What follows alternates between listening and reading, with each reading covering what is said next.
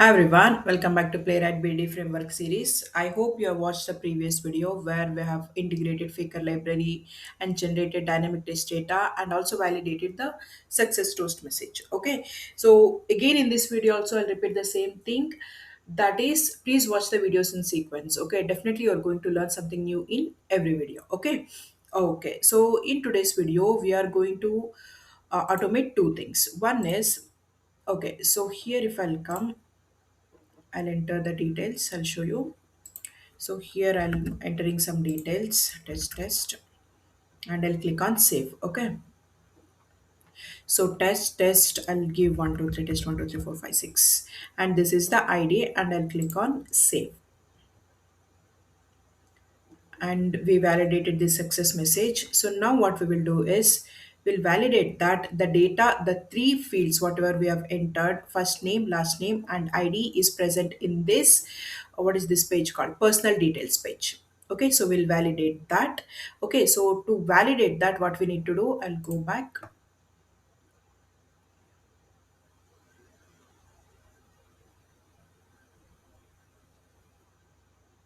So to validate that, we need to fetch the employee ID. Okay, so it generates automatically. So we need to fetch it and store it in some variable. Okay. Okay. So next what we will do is I'll just refresh. So that is the one thing we'll validate. That is the data we entered during creation of employee details is matching with the employee information page. Okay, so our page, I think I'm not saying it right. I'll just save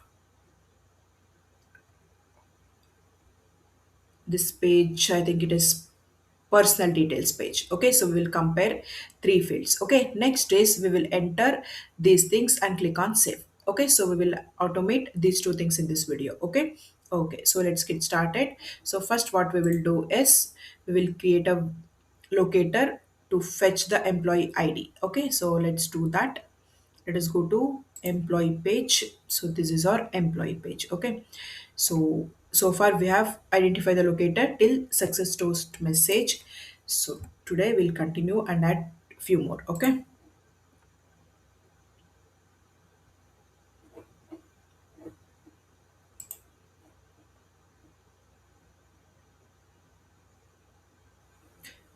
so we'll identify the locator, inspect. Actually I've already identified, I'll show you. So this is the employee ID. Okay, so oxt input active, and this is the fifth element. So it starts from 0. So I'm taking nth of 4. Okay, so I'll just show you. I'll copy this. Okay, fifth one does 5 matching elements.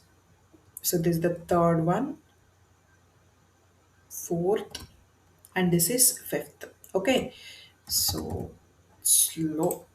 Yeah, this is fourth one and this is fifth one. So nth of 4. And the locator name is employee ID text box.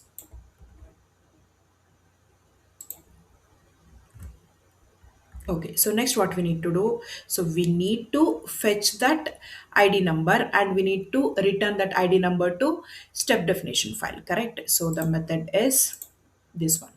So the method will call it get employee ID. So we'll scroll down and we will add this method. That is async employee ID, and this ID returns promise. Okay, that is string. This ID returns string. So even though it returns ID, it considered as string. Okay, so then I want to get the fetch the value from it. Okay, so how to fetch the value using input value method. Okay, so input value method is used to fetch the value from the input elements like text box and input area, or text area. Okay, so then I'm just using console statement to print that value. If you don't want, you can skip. Then we need to return. Okay, return value dot trim. Okay, so we'll use trim method because it will remove that extra spaces or anything. Okay, so I hope this is clear. Async method name, and we are creating a variable called value, and in that value I'm fetching the input value. Okay, so that is, it will fetch the input value is, it will fetch this value, and I want to return this. Okay, because here I want to return this because it is not just click or fill. Okay. Okay, so next what we want, So this page is done. Okay, so when I click on save, okay, just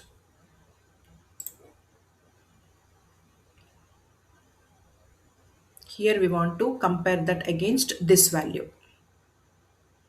So that is first name, last name, and ID. Okay, so first name, last name is same. We already have the locators. We can see this placeholder, and since this is same, I don't want to write it again. Okay, so here it is. First name text box and last name text box, and both have get by placeholder first name and last name. So as I said, locator is same, so I'm not going to write it. So next is ID. So this ID, it has this one. Okay, so ext input, and this one also having some matching elements. So I've taken get by role and text box nth of 4. Okay, so this is a text box. As you can see, this is a text box, and there are multiple matching elements. So I've taken this is matching with fifth one. So I'm taking nth of 4. So this is the locator.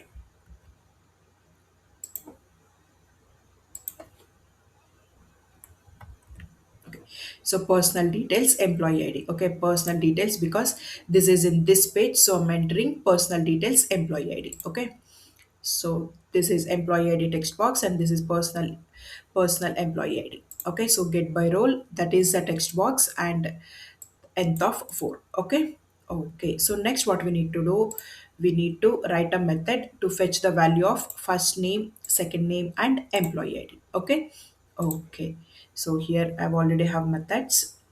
I'll explain one by one.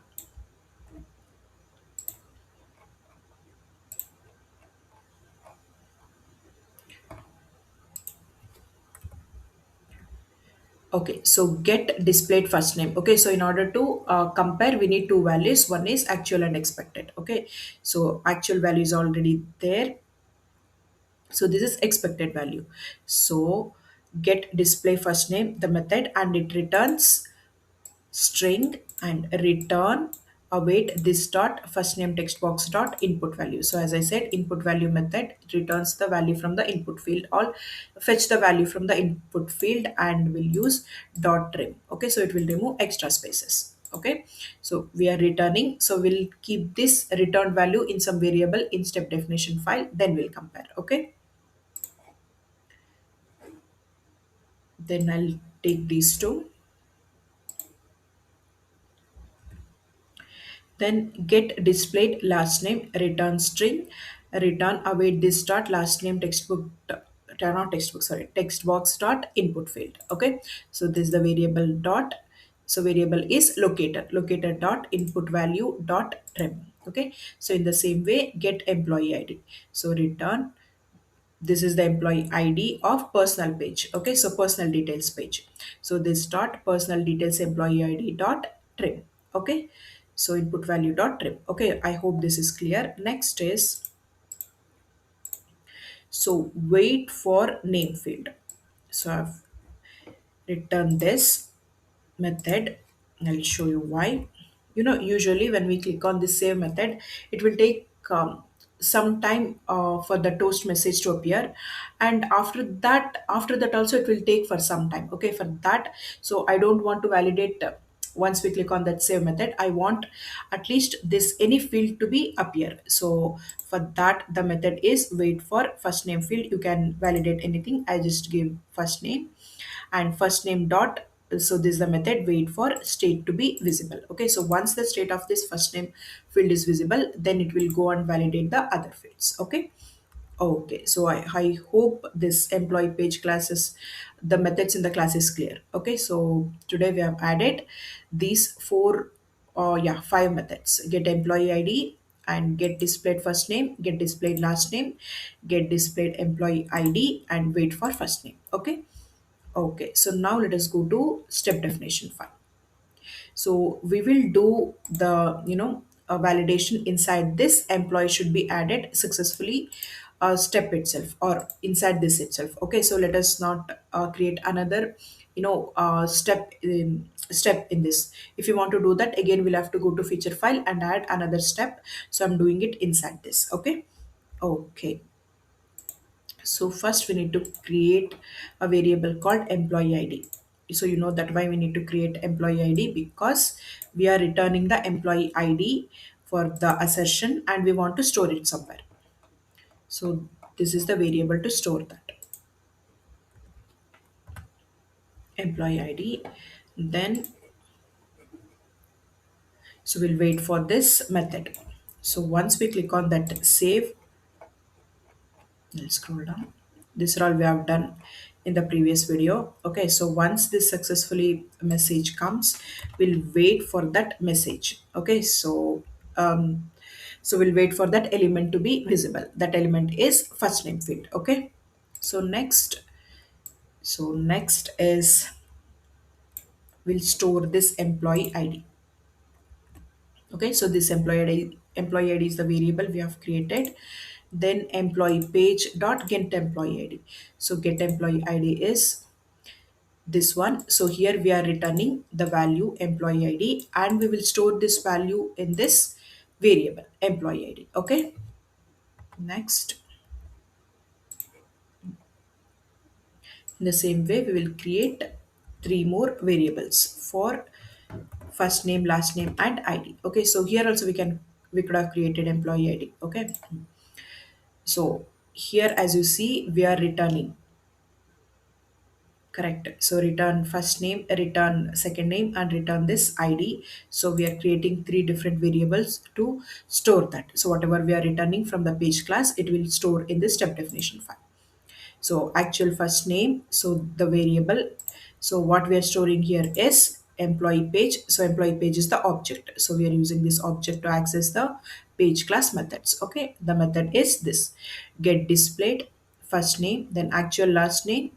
So await, we have to use await, otherwise it will fail. Employee page dot get displayed last name, and actual employee ID is equal to await employee page dot get displayed employee ID. Okay. Okay. So next is, so if you want we can print all of them. Okay. So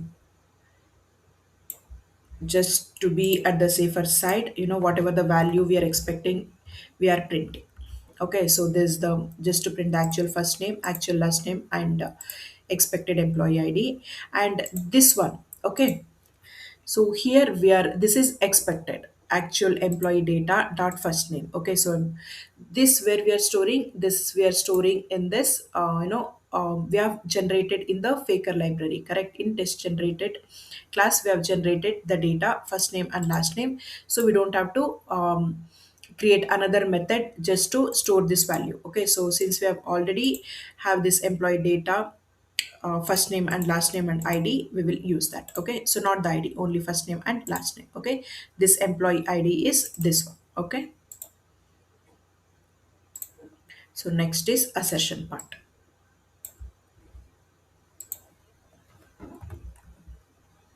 Okay, so expect actual first name is this one to be this. Okay, so this is from what do you call that, test generator or dynamic data. So expect actual last name to be employee data dot last name, and expect employee id to be employee id. Okay. Okay, so let us execute. So our project is this.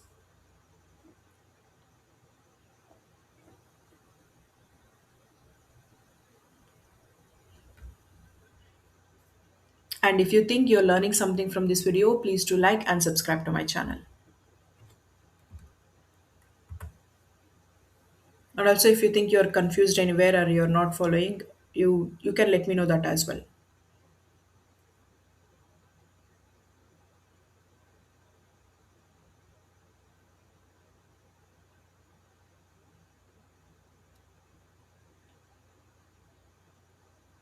So initially I thought this module, it has only add employee, delete, edit, and search. But as we can see, it has multiple modules inside it, and pages also grows, and methods are also growing, and also the locators inside it.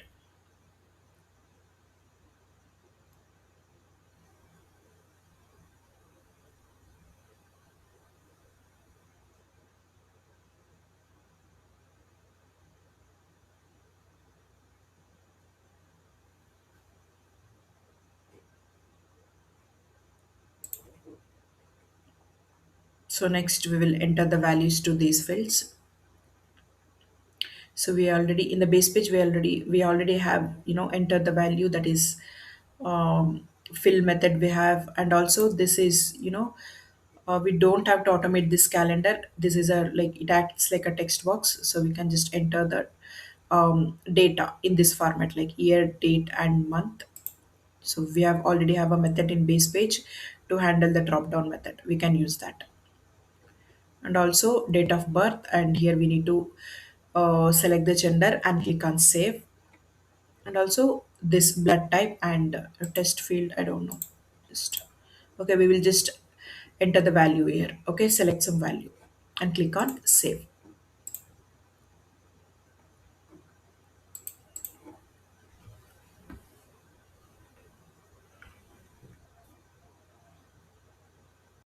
I think it's internet slow, that's why it is taking time.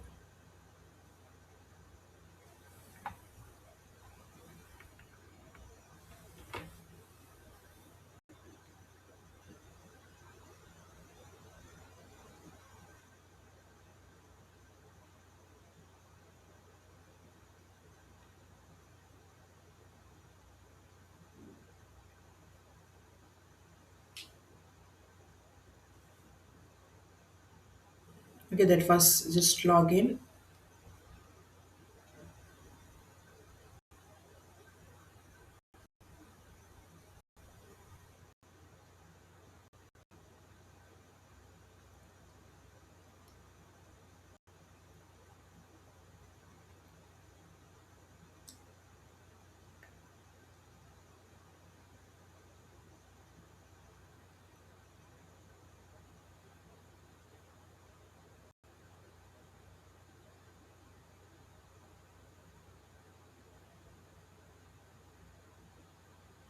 Okay, clicked on PIM, add employee button.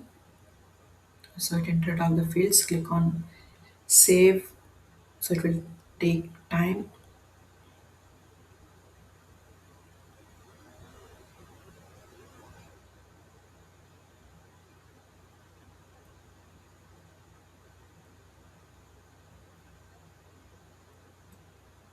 So now this toast message appeared. Okay. Okay. So it it didn't show, but the value must have appeared. So that's why the steps are passed. Okay. Okay. So next we will automate the next page. Okay.